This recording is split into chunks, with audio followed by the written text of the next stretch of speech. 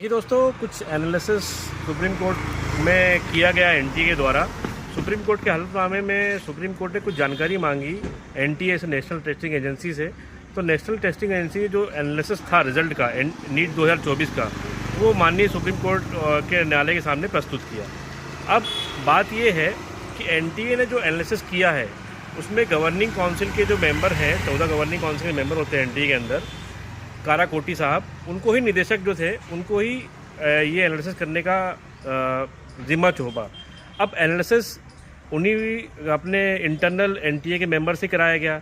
जैसा कि हम जानते हैं ग्रेस के मामले में भी प्रदीप जोशी जी जो अध्यक्ष हैं एनटीए के, उनको बनाया गया, उनको जिम्मा सौंपा गया कि ग्रेस का जो बच्चों ग्रेस मिले हैं उसका एनालिसिस किया जाए। बहरहाल जो डाटा एनालिसिस हो रहा है रिजल्ट का माननीय न्यायालय में सुप्रीम कोर्ट के अधीन, तो उसमें जो एनटीए सदस्य काराकोटी जी थे उनने ही एनालिसिस किया।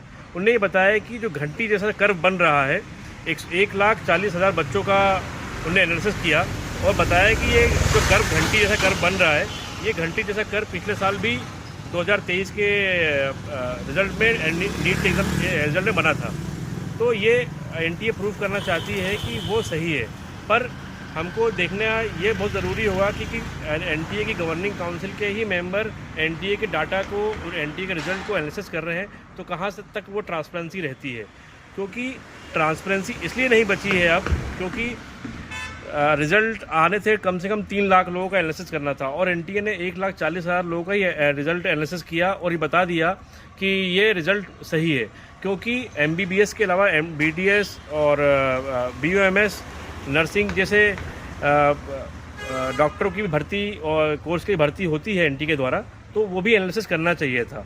तो ऐसा डाटा, ऐसा हल्फनामा जो प्रस्तुत कर रही है एनटीए सुप्रीम कोर्ट में, वो बिल्कुल भी गले से नहीं उतर रहा है क्योंकि उसमें ट्रांसपेरेंसी नहीं है।